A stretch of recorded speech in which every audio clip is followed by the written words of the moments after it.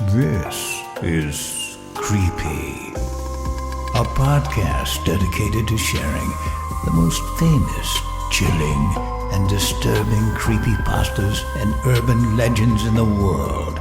Whether these stories truly happened or are simply fabrications is for you to decide.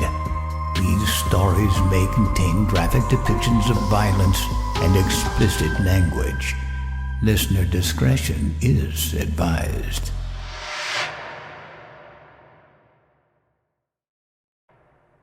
Creepy presents Playpen, credited to Hayden Dalby and narrated by Heather Thomas. As an investigative analyst for the FBI, I spent years combing through the depths of the digital colossus known as the dark web. It's mind-numbing work, filtering through thousands of illicit sites, offering services ranging from outrageously fake to bone-chillingly real.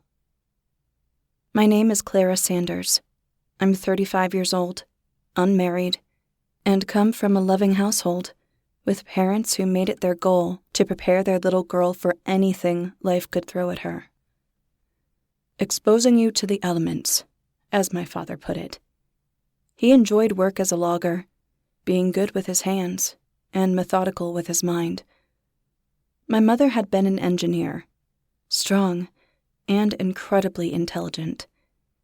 They'd done a good job preparing me for this world, but not the one that existed below it. Not the one lurking behind our screens, under our browsers, and away from the familiar social media platforms most of us were content to use. I had to brace myself for this world on my own. Working for the Federal Bureau of Investigation at least meant I was doing some good by bringing down bad guys on the dark web, but that still didn't make it easy.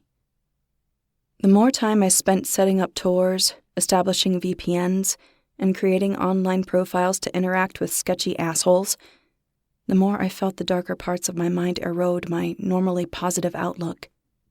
I'd built up a considerable tolerance for this kind of thing, formed a mental catalog of the most despicable examples of human nature I'd ever seen.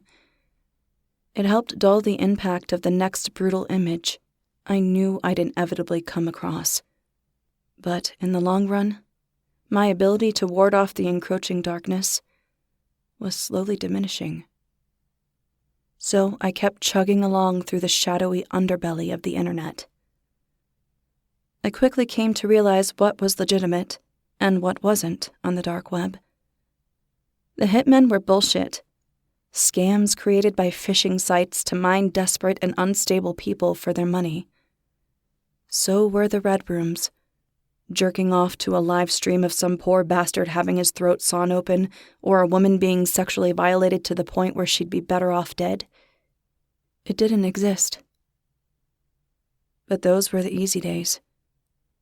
At least with sites that claim they can offer you a mafia hit or high-end murder, you know there's a high chance you're just looking at an edgy user interface with some bad malware underneath.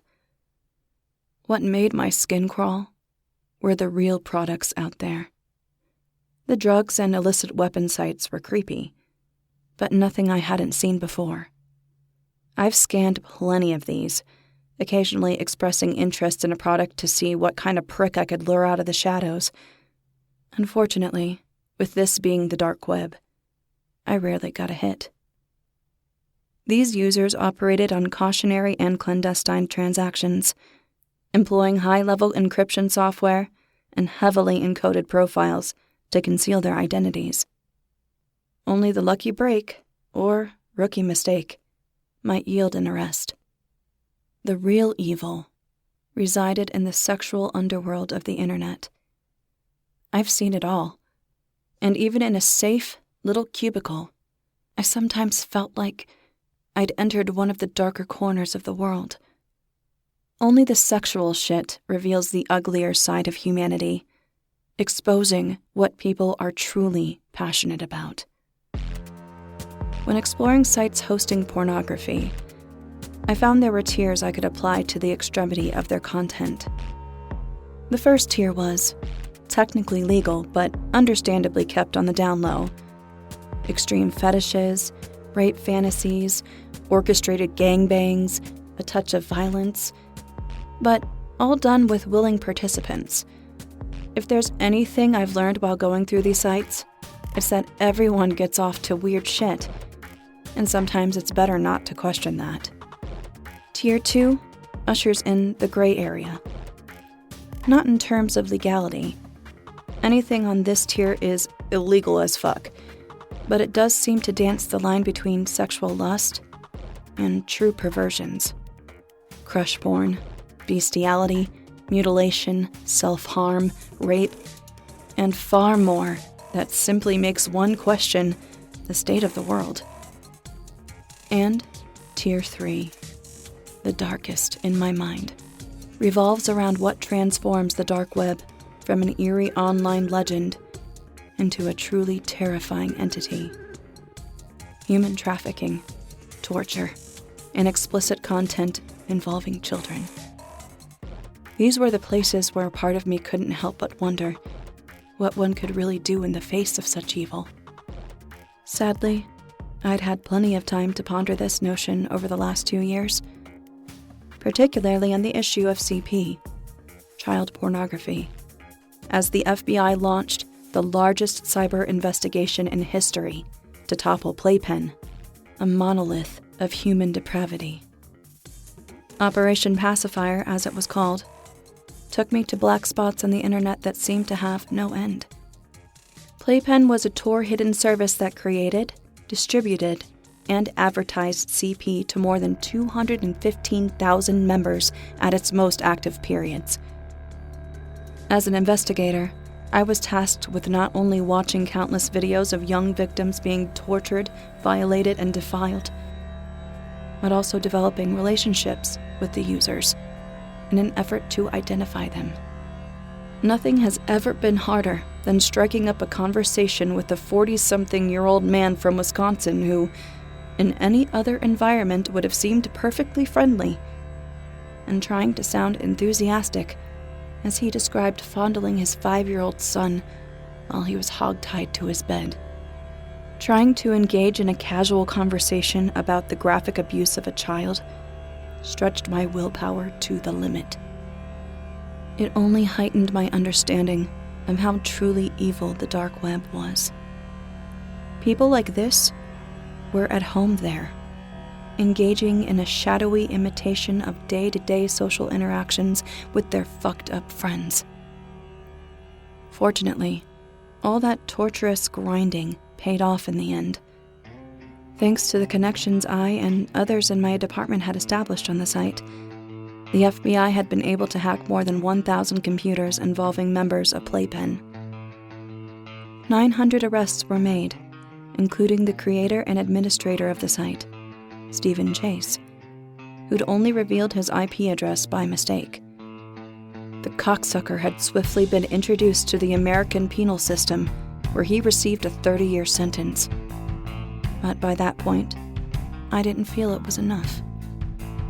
Along with the 900 arrests, 259 victims, ranging from infants and toddlers to kids in their early teens, had been rescued.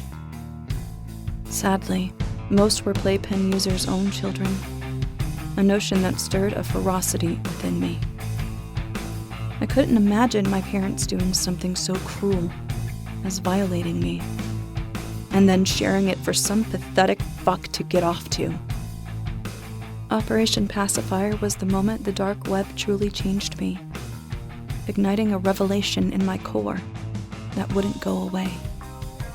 It isn't enough, I thought to myself, staring at my monitor while the rest of my coworkers gathered in a conference room to celebrate the success. They deserve worse. In front of me lay a minimalistic web browser with small icons depicting some of the most severe sexual imagery I'd ever seen, filling page after page. Over 23,000 images and videos had been collected.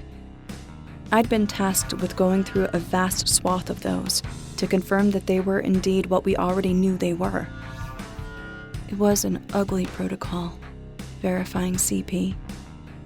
You had to make sure each little window into the destruction of a child's life was real.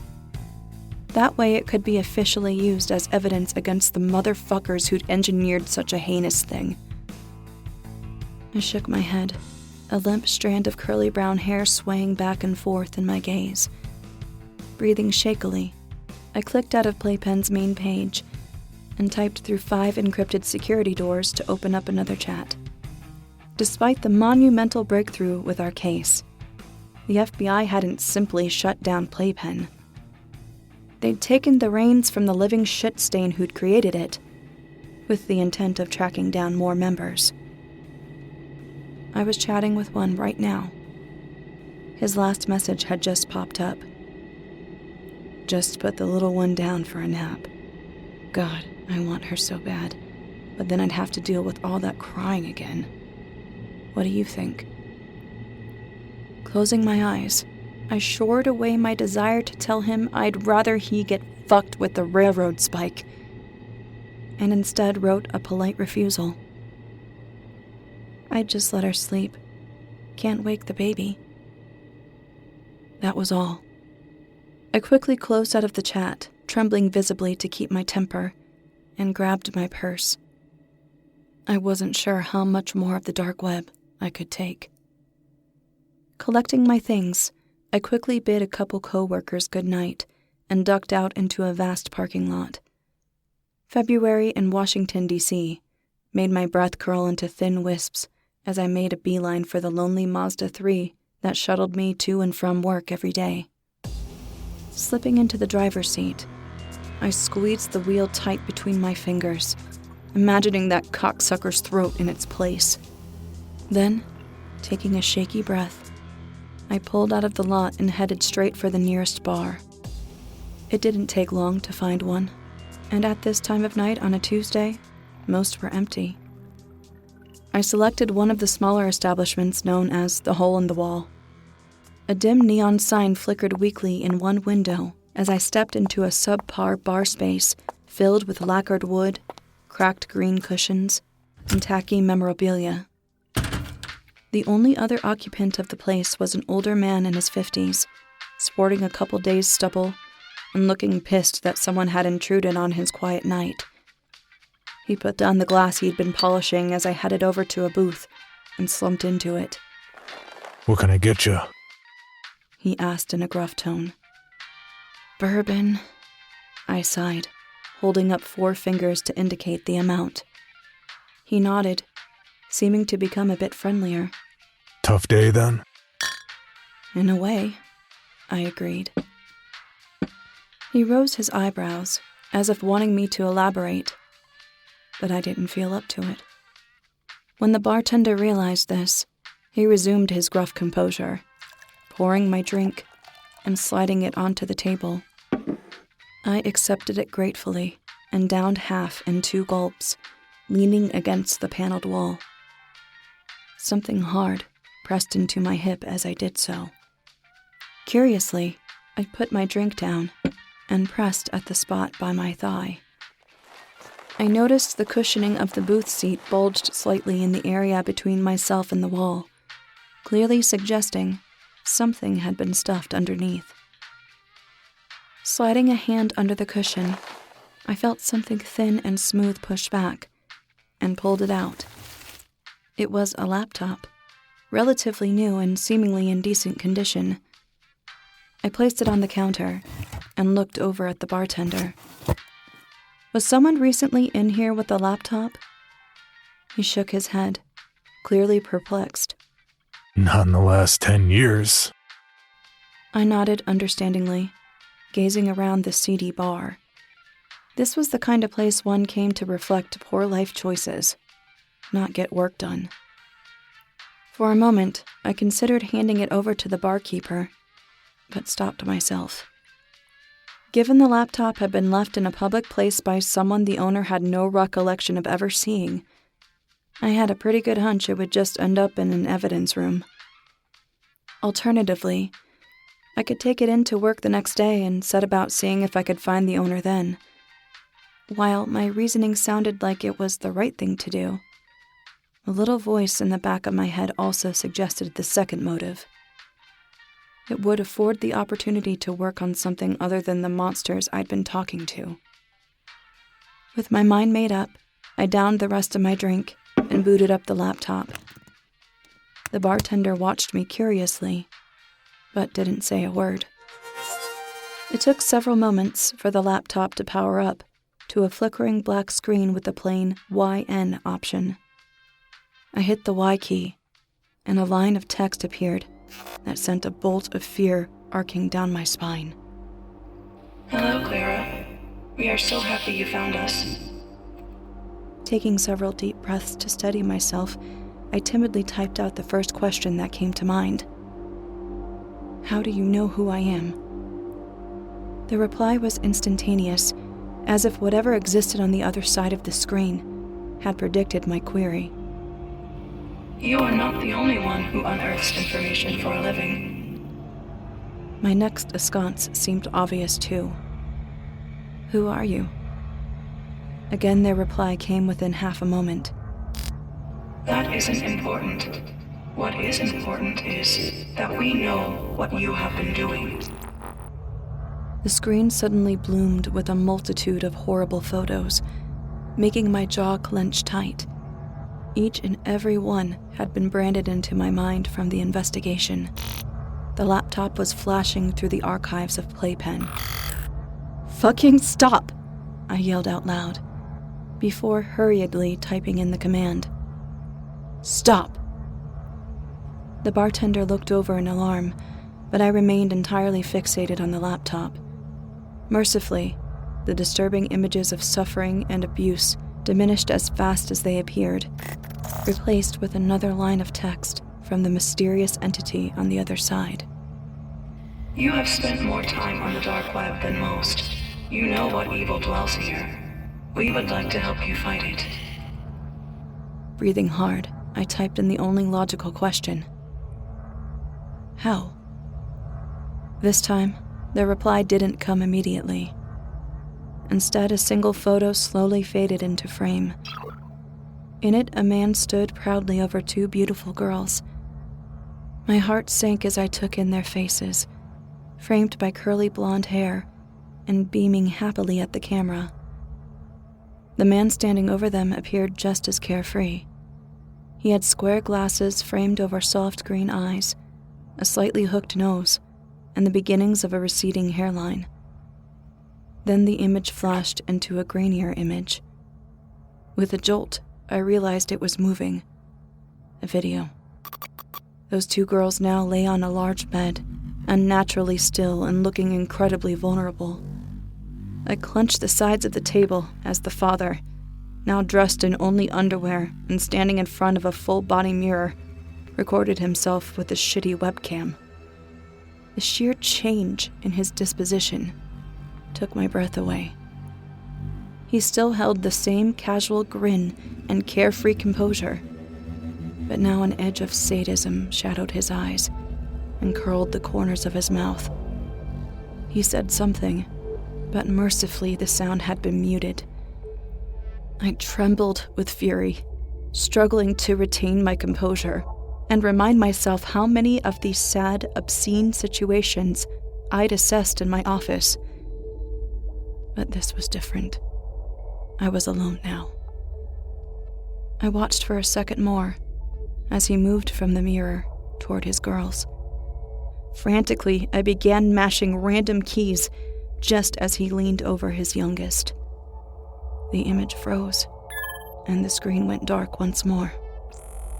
I slumped back into the booth, breathing hard. Another line of text appeared on the screen. This is David Welsh, father of two, systems analyst for a rapidly growing tech company, and one of the top submitters to the website your employers just spent 2 years taking down. His girls are very popular there. My jaw tightened as I hastily typed a response. We're in control of Playpen now. The FBI are using the site as bait to catch more predators. They'll be incarcerated and monitored for the rest of their lives.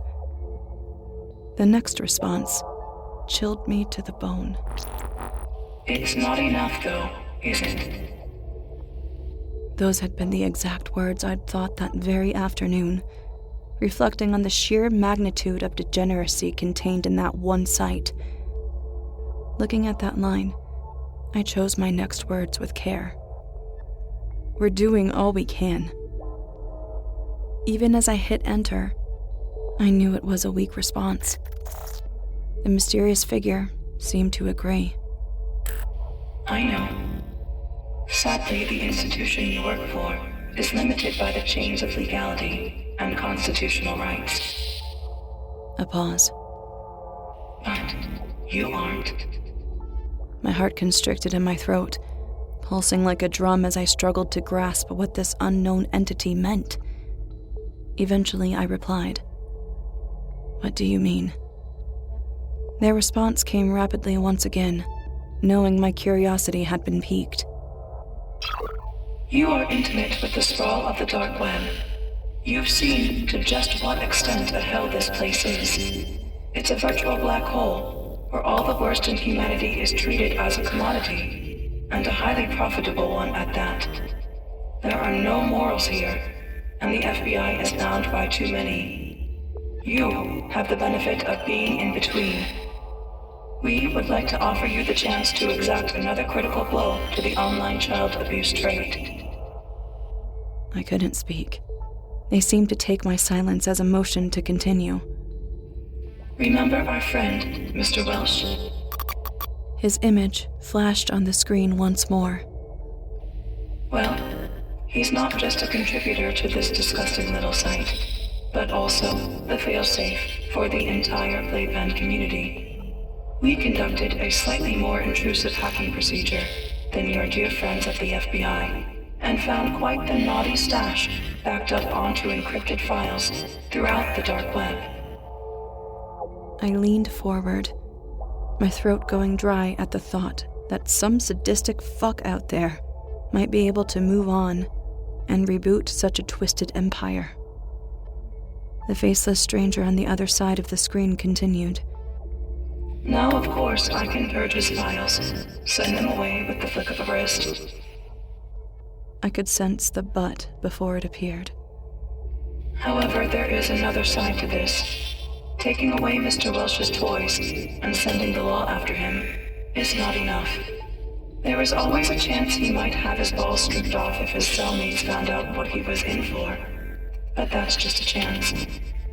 He deserves more. He needs to face the true, abject terror he's caused in his own home. They paused once more. That's where you come in. I wasn't sure what I felt in that moment.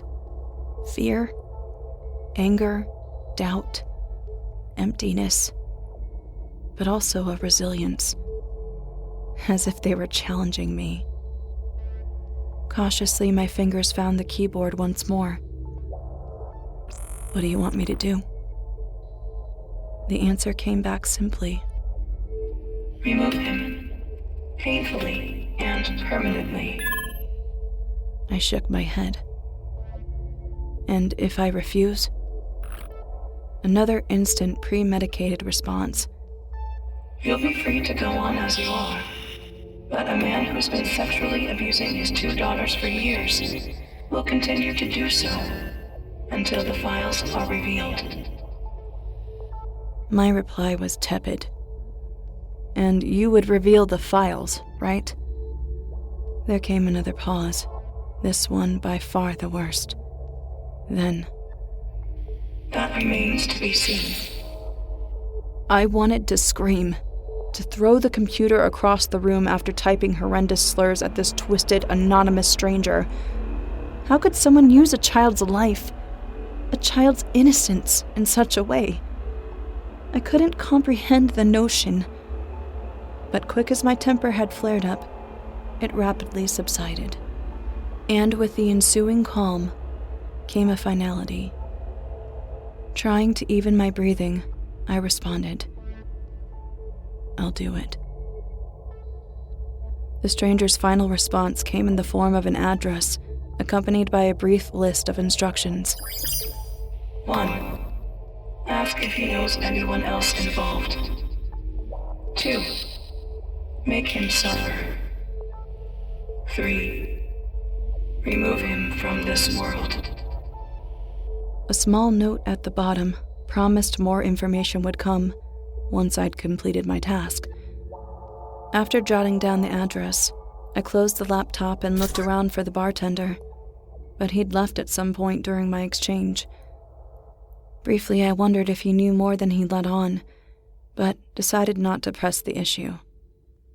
It was nearly 10 in the evening, and the address I'd been given pinged at just over an hour and 15 minutes away. I could get there in under an hour if I sped, but I decided I could spare a little time to stop by a hardware store along the way. I needed to get some supplies. As I drove, I couldn't help but feel as though the stranger on the other end was tracking my every move. I replayed the night's events in my head, wondering if I'd made the wrong decision. No, this wasn't some random change of heart, I told myself. It had been a long time coming. Despite the mystery figure's brutal means of coercing me, one thing did ring true in those creepy, self-assured texts. These monsters deserved worse. Clicking through page after page of emotionally and physically damaging images wore down my ability to view the people we were targeting as human. The moment they linked themselves to the dark web, they became something more sinister. An incarnate of a cruel, primal instinct that drove them to satisfy a bewilderingly wicked sexual desire at the cost of their loved ones. Over and over, I'd glimpsed this instinct in the faces of those who partook in the despicable acts posted on Playpen. Even worse, I'd played along with it in my effort to lure more information out of them. All of those hours spent at my desk experiencing this depravity had culminated into a single stark outlook that was as brutal as it was simple. These people valued satisfying their craving over all else, and the dark web was their means of accomplishing it. This was a conclusion I'd arrived at a long time ago. The entity on that laptop had simply been the push I needed to act on it. The remainder of the trip transpired in silence as I considered what I was about to do. I made sure the store I went to fell on the more run-down side, so there was less chance of surveillance catching me. My inventory consisted of basic utilities: rope, duct tape, rags, and then more specialized equipment, including a sledgehammer, chisel, box cutter, butane torch, and more. Once everything had been acquired, I paid with cash and resumed my journey. It didn't take too long to arrive at the modest 2-story suburban home of David Welsh. While observing the home from my car, I recalled the 2 poor daughters this monster had, and realized there was an issue. I couldn't very well send this cocksucker to hell if one or both of his daughters woke up. Panic began to rise in my chest as I struggled to think of what to do. Then the laptop pinged in my bag. I'd almost forgotten about it, my thoughts so wrapped up over this execution and the morality of it all. Sliding it out of my bag, I opened the computer to see a new message had appeared. You think we're that careless? The girls are at their grandmother's while our dear friend David figures out how to deal with his favorite pedo site being taken over. I sighed with relief, briefly wondering how they knew I'd arrived, before shaking my head. They'd obviously tracked the laptop. Another message pinged. 228737. Code for the burglar alarm. After that, what transpires is up to you. I stared at those words, understanding the unspoken message behind them. Whatever the fallout was, It ultimately came down to the choice I made. Setting my teeth, I knew what I needed to do. I gathered my supplies, put on a pair of disposable gloves, slid out of the car, and hurried across the street to the darkened home. It only took a moment to slip into the home and deactivate the alarm. Once that had been taken care of, I silently moved through the house, catching brief glimpses of the two smiling girls in family pictures alongside their monstrous father. I marveled at how I never would have seen any difference in the personalities of David Welsh and his daughters had I not known what I did beforehand. His youngest had his green eyes and slightly hooked nose, and the older possessed a similar mischievous smile. But that was where the similarities ended. Abruptly, the image of them smiling flashed to the two girls unconscious, splayed unnaturally across a bed with a heavily breathing man looming over them. The camera descended toward the two girls, and I had to squeeze my eyes shut to filter out what came next. Unfortunately, the moment of disorientation caused me to stumble and knock a picture from the table. My throat constricted as it tumbled to the floor with a crash. Acting instinctively, I went entirely still and reached into my bag to take hold of a weapon. I fumbled for a moment while a light from upstairs came on and a soft, slightly nasal voice called out, "Hello? Who's there?" Squeezing my eyes shut, my fingers finally wrapped around something solid, the metal canister of the butane torch, and gripped it tight. If David came down the stairs, I'd have to act fast. For a fleeting moment, it seemed as if he was content to go back to bed, but the events of the past couple weeks had him on edge. I counted his soft footfalls as he made his way down the carpeted staircase. I'd positioned myself just inside the doorway to the kitchen, 15 paces or so from the bottom step. David called out again. "I'm armed, you know. I don't want any trouble." I cautiously peered around the corner of the kitchen alcove, glimpsing David's shadow illuminated on the front door.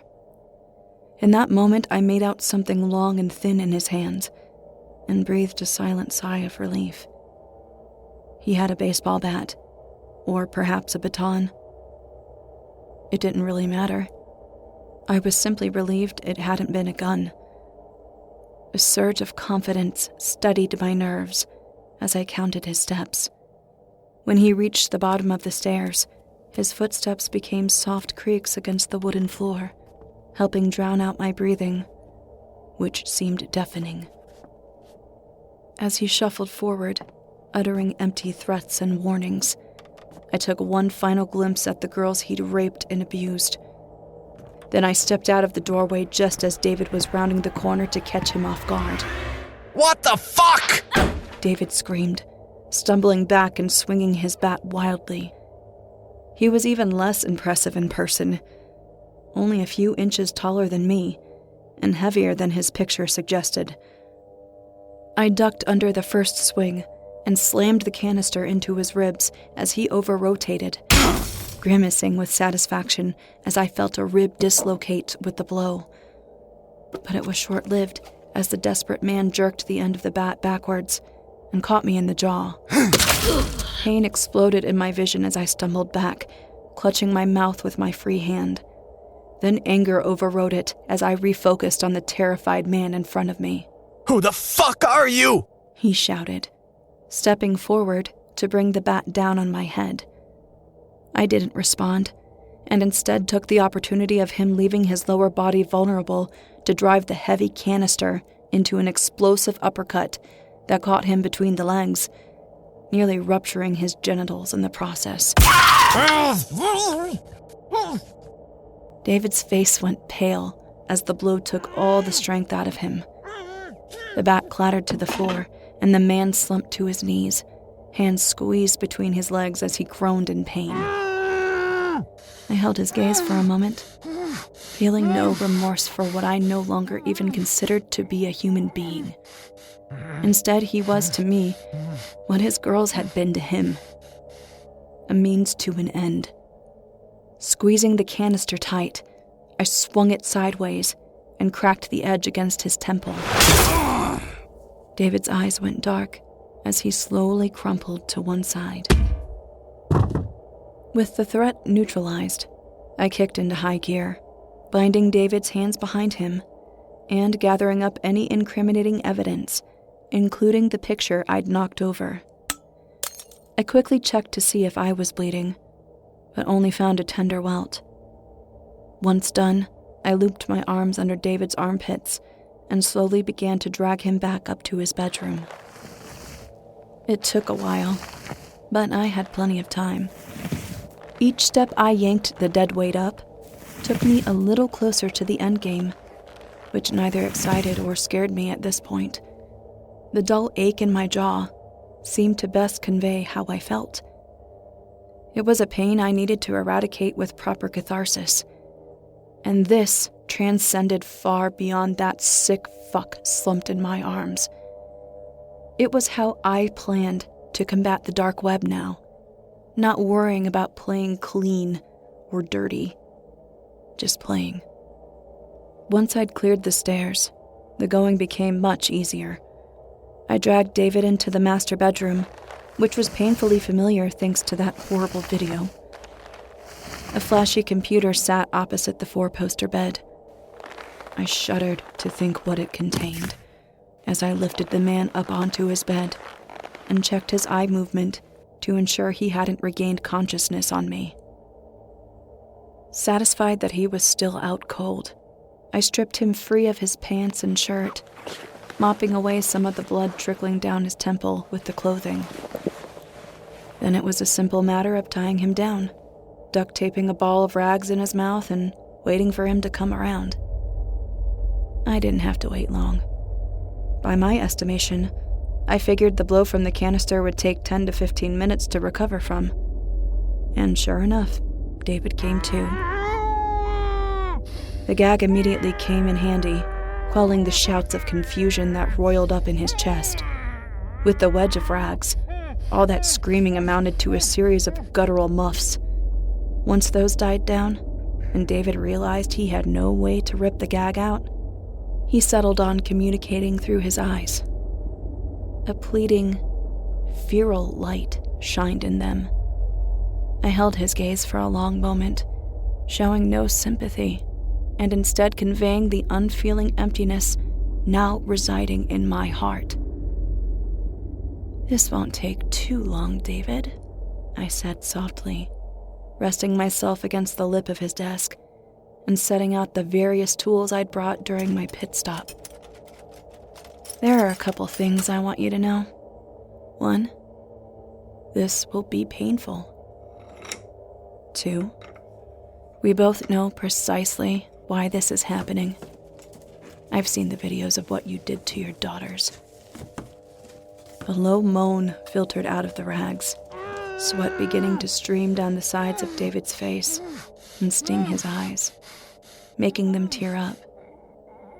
I selected my first tool, ignoring a faint sense of queasiness at its implication.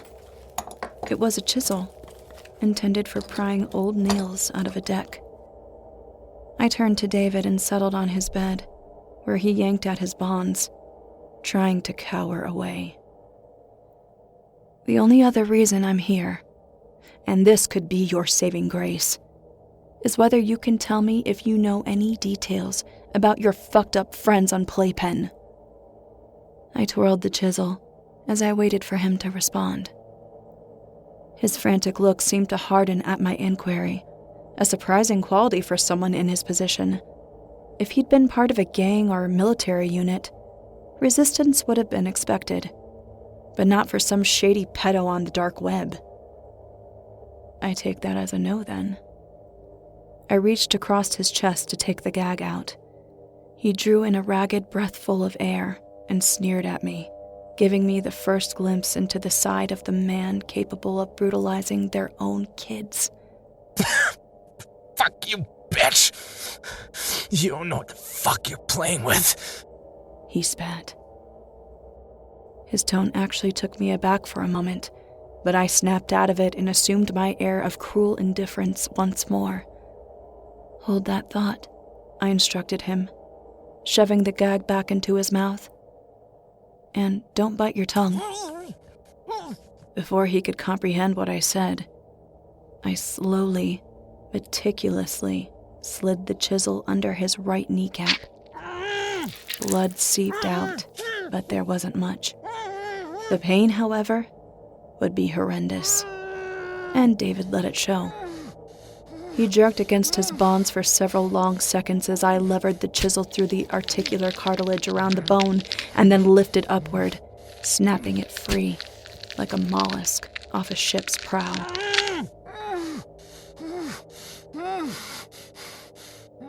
David thrashed all he could, his kneecap flopping loosely under the skin. Satisfied, I retracted the tool and wound a length of duct tape around the rendered limb. A fair amount of blood seeped through, but it wasn't life-threatening. David wriggled around for half a minute longer until exhaustion wore him down. He now gazed up at me with a mixture of unrestrained hatred and animalistic fear. Next, I selected the box cutter.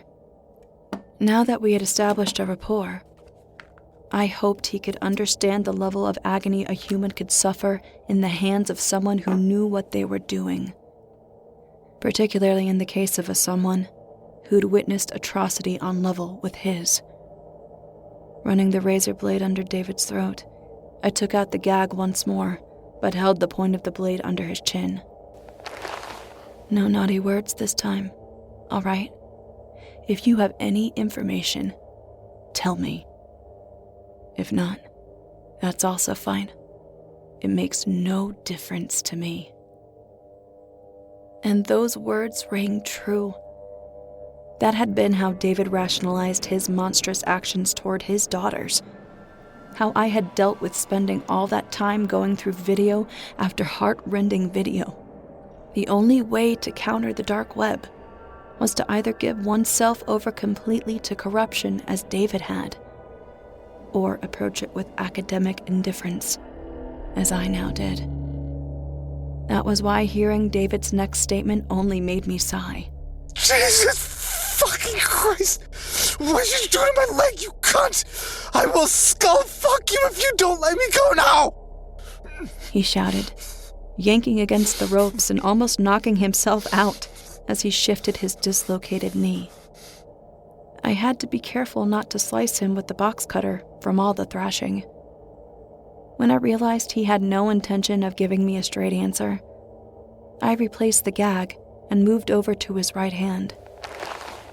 Another flash of anger surged through me as I imagined that hand wrapped around the throat of his daughters, stripping them of any semblance of a normal life. Wrong choice of words, David. We're going to be here all night, the way you run that mouth of yours. He clenched his hands tight, but each finger possessed a thin muscle that ran from the tip back up the length of the arm. It was a simple matter to slice the one connected to the pinky, allowing the digit to dangle free.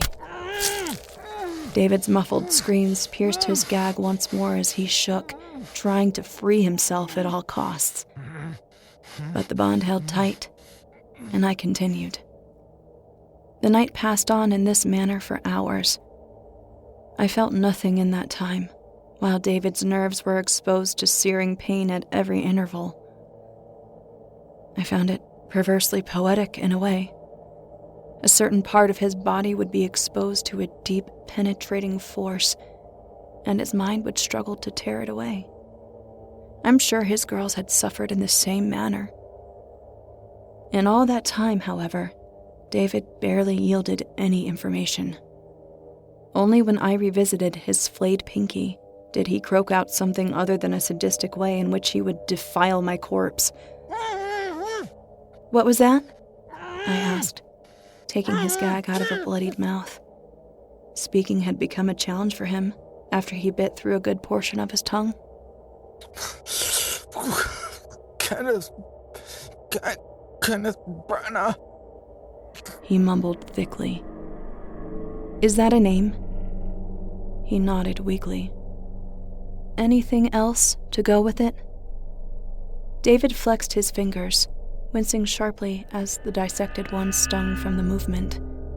I realized he wanted to write it down since speaking came with so much effort. Promise me you won't try anything. He grunted and nodded, a string of blood slithering down his chest and onto the darkly stained mattress. Not taking any risks, I tossed him a notepad and pen while shouldering the sledgehammer. Then I sliced his less mutilated hand free so he could scrawl a messy address on it. Once I had it, I gave him my thanks, lifted the hammer, and swung it full on into his face. He didn't make a sound, only slumping over sideways with a final gargling breath. A weight lifted from my chest at the finality of the motion. Lifting the heavy implement from the ruins of the monster's neck, I set about gathering up all the tools I'd used into the duffel bag and turned toward his computer. I knew I needed to destroy it somehow, but as I observed the monitor, something else caught my eye. A small, circular lens by the keyboard flickered faintly. With a shudder, I realized it was what David had been using for his uploads. But the flickering light on the camera was what truly chilled me. I took a closer look and felt my blood grow cold as I read the letters REC next to it. Someone had been watching me the entire time. From capture to execution. A message appeared on the screen. Nicely done, Clara. We were very pleased with the show. I felt my throat seize up as I looked back to the ragged corpse on the bed. His cratered features seemed to stare back, mockingly. Taking a deep breath, I slowly typed in a response. What show? What did you do? Their reply seemed mocking. Why, we recorded you, Clara. We're pioneers on the dark web, and we wanted to create something memorable. Something to make our mark on the largest criminal network ever created. We created the very first actual Red Room. Red Room? I racked my brain trying to think of why that sounded familiar. Then it clicked. Red Rooms were part of the infamous dark web lore. Places where high-end clientele paid to have someone killed for their pleasure.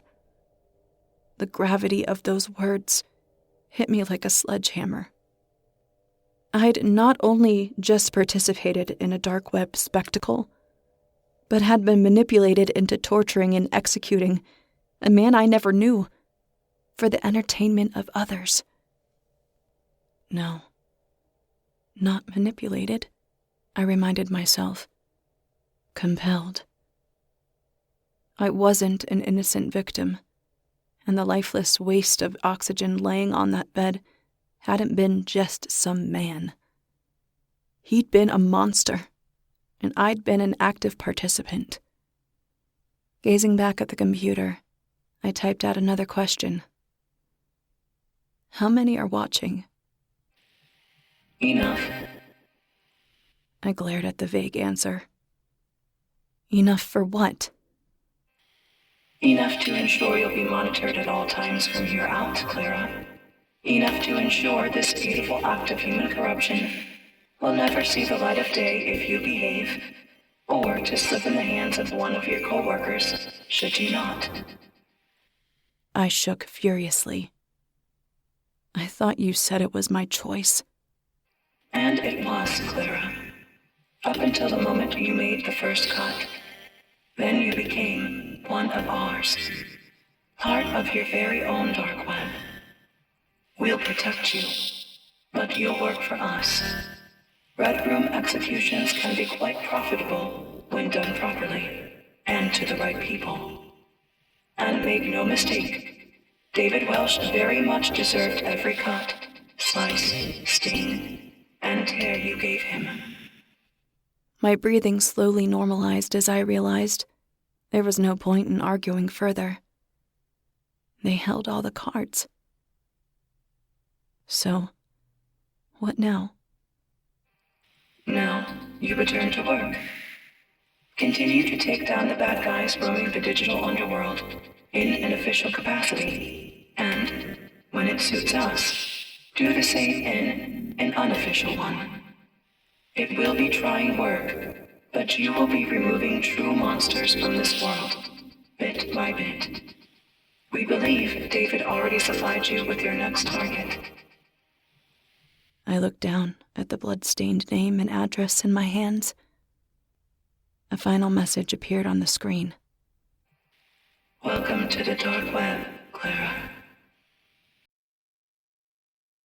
For more information, including pictures and videos of the stories told on this podcast, or to suggest stories for future episodes, please visit us at CreepyPod on Twitter, Instagram, and Facebook, or email us at creepypod@gmail.com. All stories told on this podcast can be found at creepypastawikia.com and are protected by a Creative Commons license. Some rights reserved unless otherwise stated.